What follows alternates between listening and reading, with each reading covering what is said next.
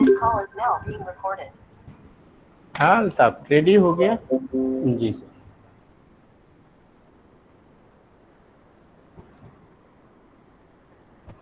Good morning everyone. तो जैसा कि हम लोग ने पिछली क्लास में जाना था कि जो मेरा टॉपिक था लिबरल और यूटिलिटेरियन एजुकेशन, उसको पावर पॉइंट के माध्यम से प्रेजेंट किया गया था, जिसमें हमने लिबरल एजुकेशन के बारे में पढ़ा था। अब उसके आगे जो यूटिलिटेरियन एजुकेशन है उसके बारे में जानेंगे। ये यूटिलिटेरियन एजुकेशन में बात करने से पहले हम आपको एक थोड़ा क्विक रिव्यू दे दें कि हमने लिबरल एजुकेशन में क्या क्या पढ़ा था।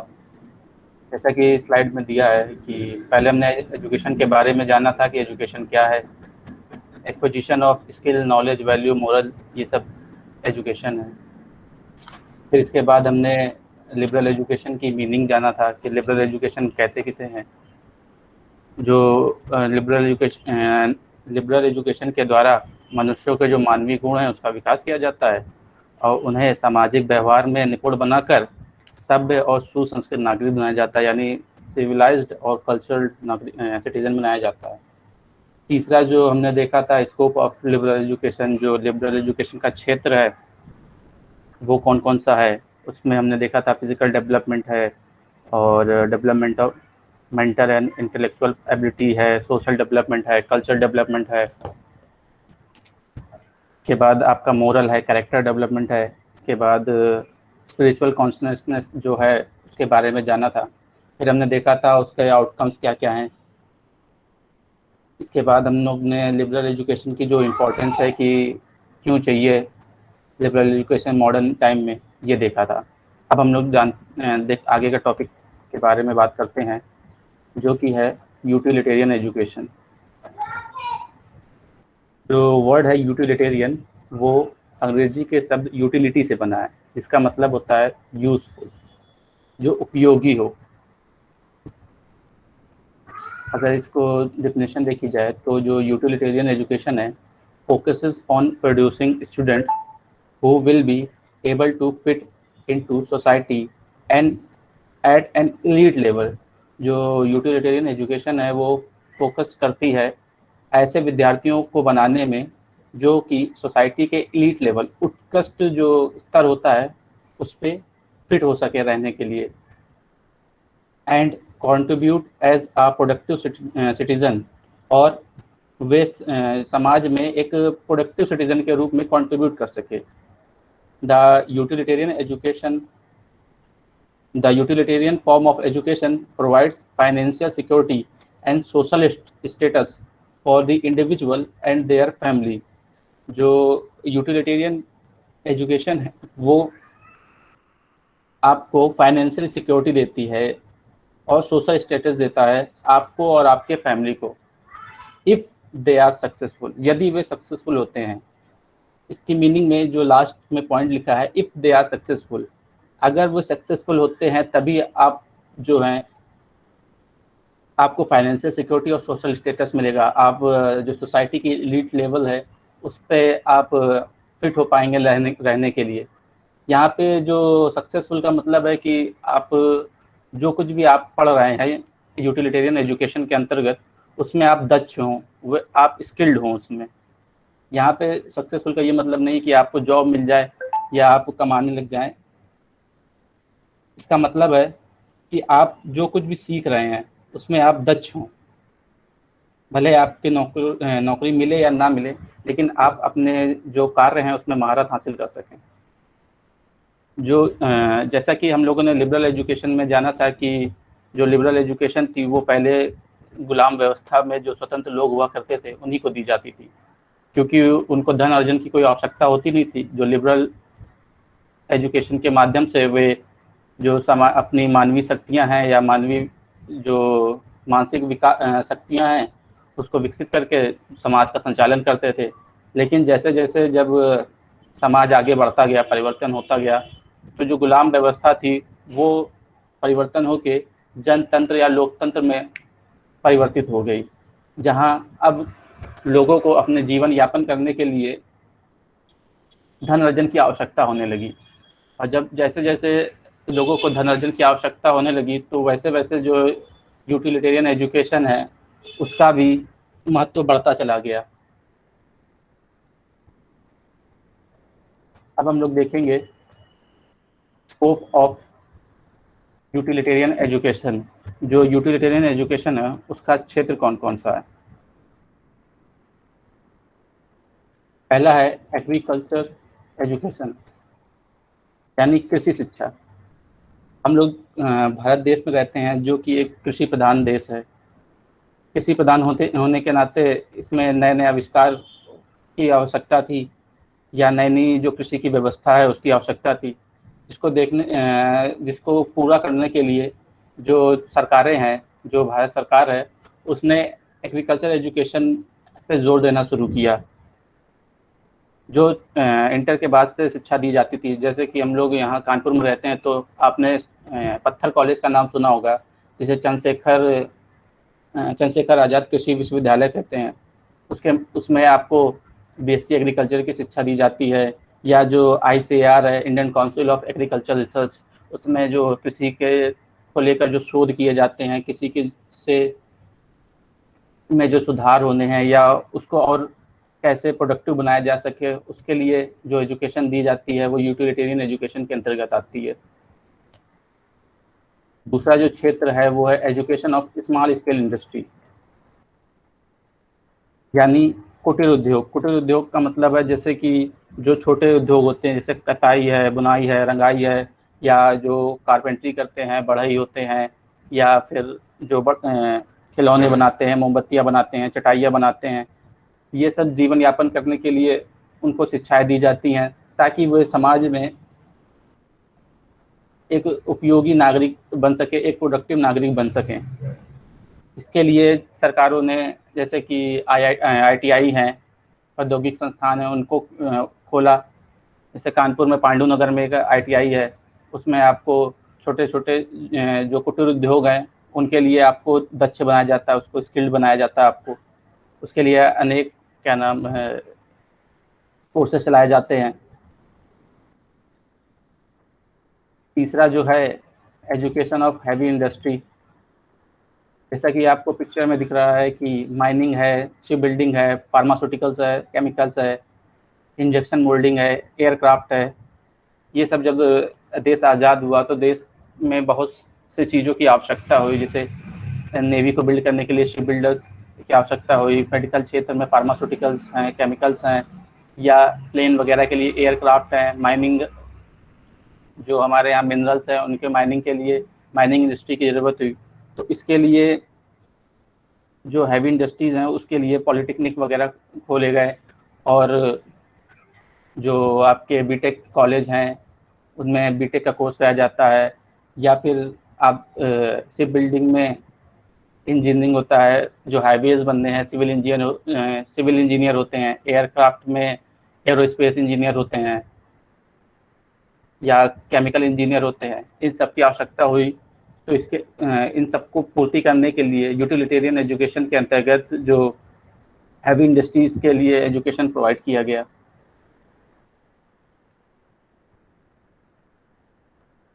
होता है मेडिकल एजुकेशन।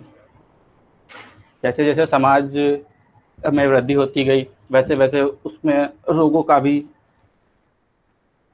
जो रोग हैं वो भी बढ़ते चले गए। जैसे कि हमने अभी देखा कोविड के समय में, कोविड का जो रोग है उसने बहुत से लोगों की जो जानें ली। उसके लिए उनको मेडिकल जो फैसिलिटी है वो प्रोवाइड करने के लिए सरकार ने मेडिकल एजुकेशन शुरू किया, जो कि यूटिलिटेरियन एजुकेशन के अंतर्गत ही आता है, क्योंकि ये एक उपयोगी एजुकेशन है जो कि देश के में या समाज में जो भी अनेक प्रकार की बीमारियां हैं, अनेक प्रकार के रोग हैं, उनमें शोध करने के लिए, उनमें उनके रोकथाम के लिए उपयोगी होते हैं। इसमें आप BSc नर्सिंग होती है, बी फार्मा होता है, या JNM ANM होती है, या फिर MBBS होती है, जैसे कि हमारे यहाँ एम्स है, या GSVM है, गणेश शंकर विद्यार्थी मेडिकल कॉलेज है। इन सब की भी सुविधा उपलब्ध कराई गई। जो अगला क्षेत्र है वो टीचर एजुकेशन। किसी भी समाज के विकास के लिए समाज के लोगों का शिक्षित होना बहुत ज़रूरी है। अगर समाज के लोग शिक्षित नहीं होंगे तो समाज का जो विकास है, सर्वांगीण विकास है, वो नहीं हो पाएगा। इसीलिए जो टीचर एजुकेशन है उसको यूटिलिटेरियन एजुकेशन के अंतर्गत उपयोगी बनाया गया, जिससे कि जो समाज में जो बच्चे हैं उनको ज्ञान दिया जा सके या उनको नई नई तकनीकें या विधियों का प्रयोग सिखाया जा सके, जिससे कि जो समाज है उसमें और अच्छे से दृढ़ता है और अच्छे से सुगमता है। जो आखिरी क्षेत्र है वो है लॉ एजुकेशन। हम लोग जो लोकतंत्र या जनतंत्र में रहते हैं उसमें जो नागरिक हैं उनको न्याय दिलाने के लिए लॉ एजुकेशन की शुरुआत की गई, क्योंकि जो वकील होते हैं वही आगे जाके जज बनते हैं। उन्हीं में से कोई जज होता है, कोई वकील होता है। तो नागरिकों को जो न्याय व्यवस्था है, जो नागरिकों को न्याय दिलाने के लिए इन सब व्यवस्थाओं का जो अर्जन किया गया, इन सब व्यवस्थाओं को लाया गया। अब हम लोग देखते हैं कि यूटिलिटेरियन जो एजुकेशन है वो मॉडर्न टाइम में किस प्रकार से इम्पोर्टेंस रखती है। पहला जो है टू इनहेंस इंडिविजुअल एम्प्लॉयबिलिटी। जो एम्प्लॉयबिलिटी है इंडिविजुअल की, उसको इन्हेंस करना, उसको बढ़ाना। आप एम्प्लॉयबल हों, आप रोजगार आपको मिले। दूसरा है to make the student skill technician. जो छात्र हैं, छात्राएं हैं, उनको एक स्किल टेक्नीशियन बनाया जाए। तीसरा है to utilize man power to full extent. जो मैन पावर है, जैसे कि हमारे जो देश है भारत, उसको विश्व भर में युवाओं का देश कहा जाता है कि सबसे ज़्यादा युवा हमारे देश में ही हैं। लेकिन क्या उनका जो मैन पावर है उसका पूरी तरह से यूटिलाइज कर पा रहे हैं? क्योंकि हमारे देश में स्किल्ड जो टेक्नीशियन है या स्किल्ड बच्चे हैं उनकी कमी है। इसी को पूरी करने के लिए या इसी टेक्नीशियन की जो परसेंटेज है उसको बढ़ाने के लिए यूटिलिटेरियन एजुकेशन की स्थापना की गई या इनकी शुरुआत की गई। चौथा है to raise the economic standard of people. जब लोग स्किल्ड होंगे तो वे अपने धनार्जन कर सकेंगे, अपने जो लाइफ है, जो स्टैंडर्ड है उसको बढ़ा सकेंगे, अपने जो इकोनॉमिक पावर है उसको बढ़ा सकेंगे। पांचवा है to make use of material and human resources. जैसे कि मिनरल्स वगैरह हैं या मटेरियल वगैरह हैं, खनिज हैं और ह्यूमन है, ये जितने भी रिसोर्सेज है इनका पूरी तरह से यूटिलाइज किया जा सके, इनका यूज़ किया जा सके। जो आखिरी इम्पोर्टेंस है वो है to exploit the scientific and technical knowledge for betterment of the society. जो भी साइंटिफिक और टेक्निकल नॉलेज है वो सोसाइटी के बेटरमेंट के लिए यूज़ की जा सके, जो सोसाइटी है उसको बढ़ाने के लिए, उसके उद्धार के लिए यूज़ की जा सके। हम लोग देखेंगे जो यूटिलिटेरियन एजुकेशन है और जो स्टेट है उसमें क्या कनेक्शन है। स्टेट का मतलब यहाँ पे राष्ट्र से है। जैसे कि आप जानते हैं हम लोग भारत राष्ट्र में रहते हैं, लेकिन अगर देखा जाए तो भारत के जो कॉन्स्टिट्यूशन में राष्ट्र शब्द का कहीं भी प्रयोग नहीं किया गया है। उसे यूनियन ऑफ स्टेट कहा जाता है, राज्यों का संघ। इसीलिए यहाँ पे यूटिलिटेरियन एजुकेशन एंड स्टेट की बात की जाती है, ना कि यूटिलिटेरियन एजुकेशन एंड कंट्री की बात की जाती है।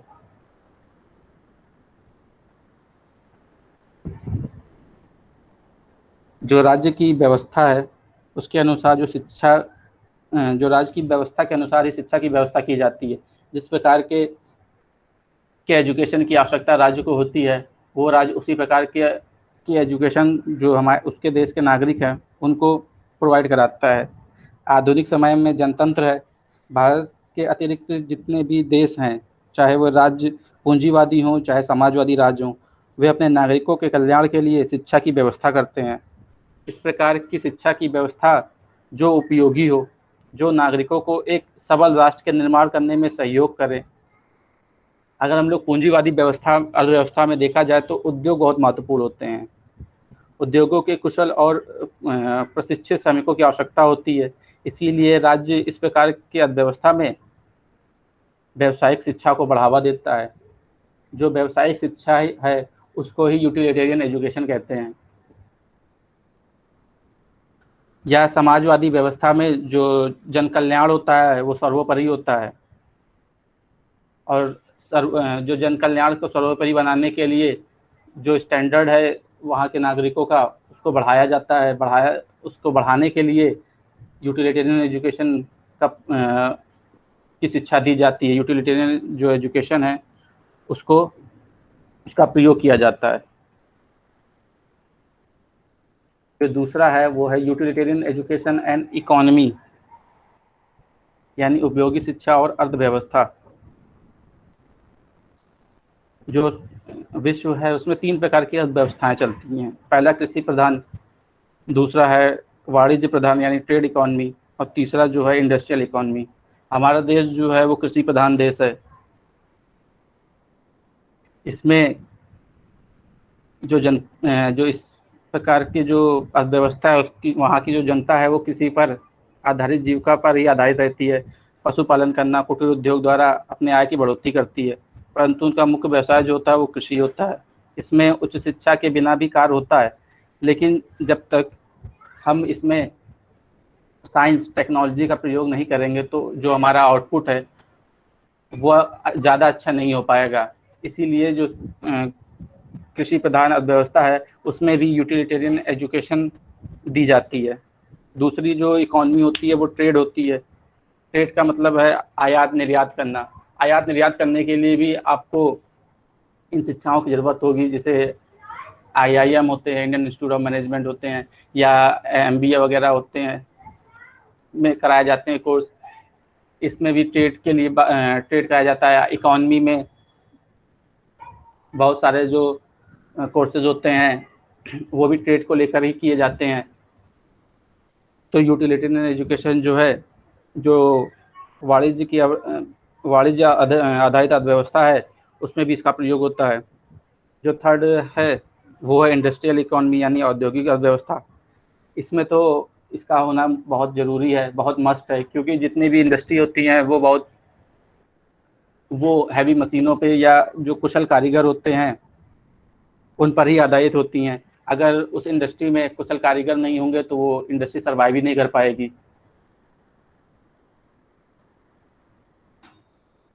Utilitarian education and political system. राजनीतिक व्यवस्था में हमेशा से शिक्षा को एक साधन के रूप में प्रयोग किया गया है। जब यूरोप के देशों में या फिर एशियाई देशों में जब गुलाम व्यवस्था हुआ करती थी तो उसमें जो स्वतंत्र लोग होते थे उनको उदारवादी शिक्षा तो दी जाती थी। उस शिक्षा में पॉलिटिकल सिस्टम को भी इंक्लूड किया जाता था, ताकि वो जो राज्य का संचालन है बहुत अच्छे से कर सके। जैसे हमारे देश में पहले 4 वर्ण व्यवस्थाएं हुआ करती थी, उसमें जो एक वर्ण व्यवस्था थी क्षत्रियों की, उनको इस प्रकार की एजुकेशन दी जाती थी ताकि वे राज्य के संचालन को और अच्छे सुगम तरीके से कर सके। और जो वैश्य हुआ करते थे उनको ट्रेड के लिए करने के लिए जो एजुकेशन की आवश्यकता होती थी वो दी जाती थी। चौथा है utilitarian education and social class या सोशल क्लास सिस्टम। सामाजिक वर्ण संरचना में व्यक्ति हमेशा गतिशील रहा है। आर्थिक आधार और सत्ता में भागीदारी के आधार पर सामाजिक वर्ण का निर्धारण होता है। ये दोनों आधार सीधे रूप से उपयोगी शिक्षा से समृद्ध हैं।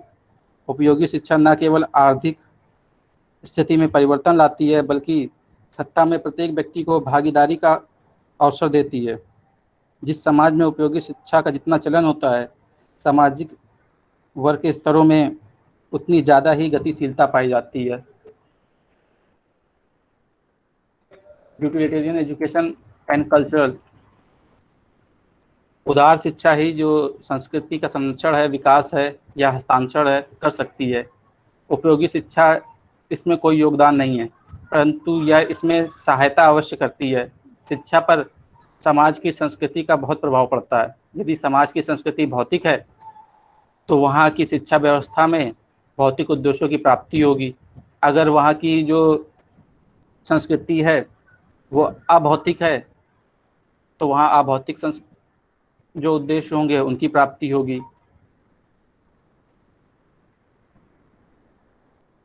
जो आखिरी पॉइंट है वो है यूटिलिटेरियन एजुकेशन एंड डेवलपमेंट।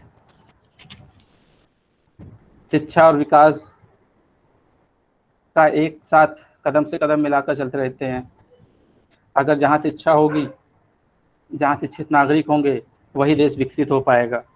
शिक्षा का उद्देश्य ही व्यक्ति का विकास करना है, और व्यक्ति के साथ साथ उसका समाज विकसित होगा।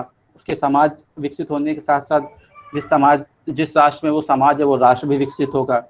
व्यक्ति का संपूर्ण विकास शिक्षा के माध्यम से ही होता है। इस क्षेत्र में उदार शिक्षा बहुत उपयोगी है। उपयोगी शिक्षा व्यक्ति को आर्थिक रूप से दृढ़ बनाती है। उदार शिक्षा आपको मानसिक रूप से सशक्त बनाएगी, लेकिन जो उपयोगी शिक्षा है वो आपको आर्थिक रूप से दृढ़ बनाएगी। आर्थिक रूप से दृढ़, जब आप दृढ़ रहेंगे तो आप नए नए आविष्कार कर सकेंगे, नए नए खोजें कर सकेंगे। इसमें जो भौतिक संसाधन है उनका अधिक प्रयोग किया जाता है, और इसके अधिकतम प्रयोग के लिए जो श्रमिक होते हैं उनको प्रशिक्षित कर कुशल बनाया जाता है, और राष्ट्र को विश्व शक्ति या राष्ट्र निर्माण की तरफ ले जाया जाता है।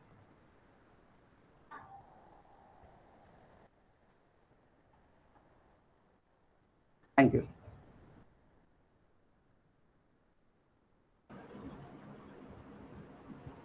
अल्ताफ, जी सर। बहुत अच्छा आपका प्रयास था और आपने काफ़ी चीज़ों को समाहित किया है अपनी प्रेजेंटेशन में। जी सर। अच्छा प्रयास था, अब तक का सबसे अच्छा प्रेजेंटेशन आपका है। नेक्स्ट कोई विद्यार्थी ये जो यूटिलिटेरियन एजुकेशन है जो डिस्कस किया है इन्होंने, इससे संबंधित आपके प्रश्न हो तो रखिए, आप बिना झिझक रखिए, आप कोई दिक्कत नहीं है। जब तक पूछेंगे नहीं तब तक चीज़ें कंफर्म नहीं होंगी।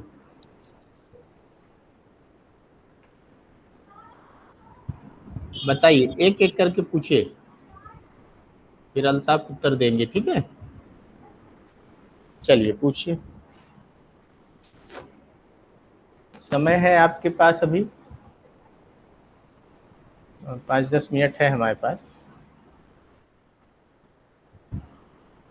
सर मेरा भी पीपीटी प्रेजेंटेशन सेम यही है जो अल्ताफ ने किया। कोई भी प्रश्न अल्ताफ ने मुझे नहीं लगता सर छोड़ा, तो क्या यही पीपीटी प्रेजेंटेशन मुझे भी यही सेम चीज़ें करनी है? नहीं नहीं, आपने क्या बनाया है, आपने क्या मैटर कलेक्ट किया है, आप कैसे करेंगे ये आपका होगा। टॉपिक सेम है, वो मुझे भी पता है, 3 लोगों का सेम है या 2 लोगों का सेम है, उससे कोई दिक्कत नहीं। आपने इनका प्रेजेंटेशन देखा, अगर आपको लगता है कि हम कुछ और चीज़ें बता सकते हैं तो बताइए, या फिर आपने पीपीटी बनाई होगी।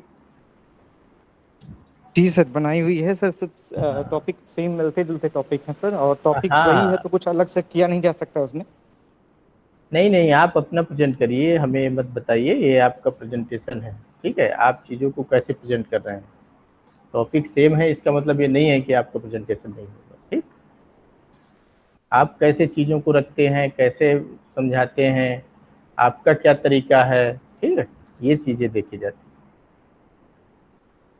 ओके सर, धन्यवाद। हैं। हाँ, चलिए, किसी का प्रश्न है? अमन पटेल, आपका टॉपिक क्या है? Sir utilitarian and liberal education. अच्छा, तो आपको एक ही दिन में रखना है चीज़ें, ठीक है? ओके सर, यस सर, हाँ, कल आप रखिए, परसों आनंद रखेंगे। Yes sir. हाँ ये तो एक्सक्यूज मी सर। जी। सर मेरा लेट ज्वाइन नहीं हो रहा था, तो अटेंडेंस मिस हो गई मेरी।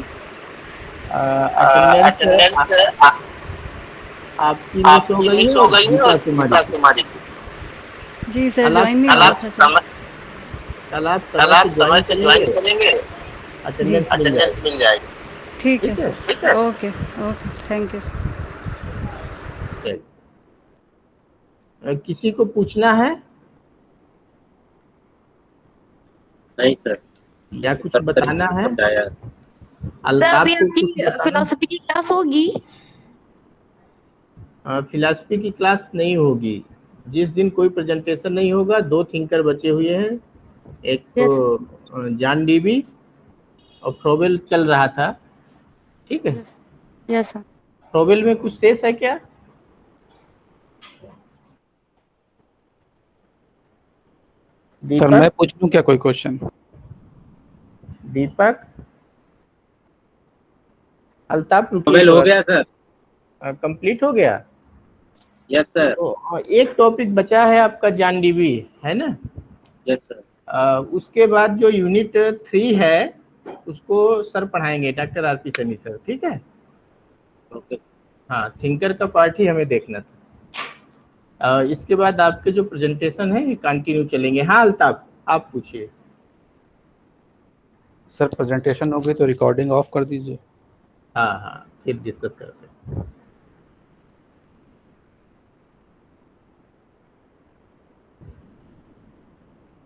चलिए बताइए आप। सर जो ये उपयोगी शिक्षा है